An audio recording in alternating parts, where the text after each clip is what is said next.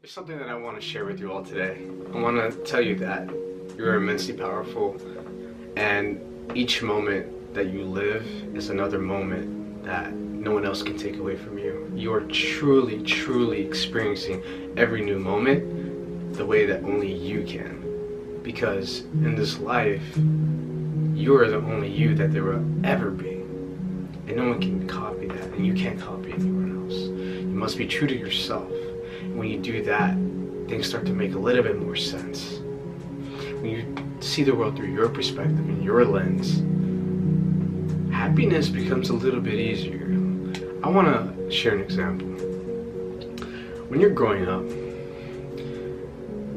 you're pretty much a blank slate the moment that you come out of your mother's womb. Now, the atmosphere that you're in, the sensations that you feel, these are all stimulus. And in turn, you internalize that, and you become familiar with what's around you. You then get to a certain age where you start to be able to rationalize things. About the age of 7, you're able to make and determine what is right and what is wrong. Your moral code. Is this innate? Well, I believe it is, but it can be imprinted onto you from what others believe is moral, what others believe what is right and wrong. You see, everybody has their own ideology.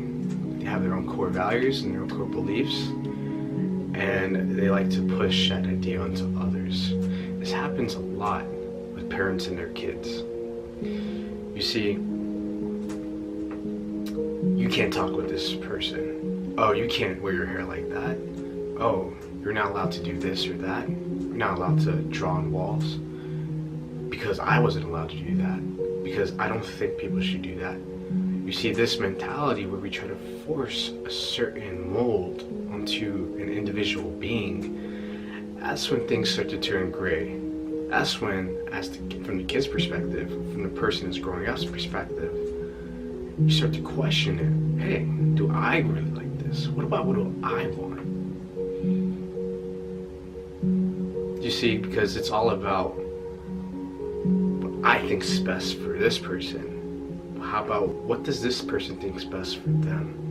There's a very simple switch in mentality in the way that we think can save us a lot of harm, a lot of struggle, a lot of conflict with trying to be somebody that we're not. You see, we set people up to be someone that they're not, and when it's time for them to handle these strenuous circumstances, to handle adversity without someone holding their hand, how do you think they're gonna fare?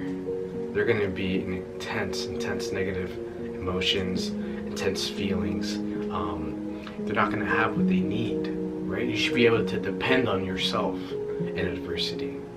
Because if you truly run your engine on the fuel and faith that you believe in, you can go through any mountain, any hill, any distance, because you believe in yourself. And at the end of the day, it's you versus you. No one can take that away from you. So I urge everybody to take a step back and ask yourself, am I operating on my terms, on my frequency, without hindering anybody else, without harming anybody else? But am I operating my life in the perspective and ideologies in the way that I see is best fit for me? When we all go to bed, we all think about ourselves. So let's operate in a way that's best for ourselves while uplifting others in the meantime. I urge you, parents, I urge people who, are in like classroom settings or just teach people, it's okay to be different. It is. Experiment. Forget what you love, because you are your own masterpiece. No one else can take the brush and paint your image. It's time for you to be your own Da Vinci. Thanks for listening.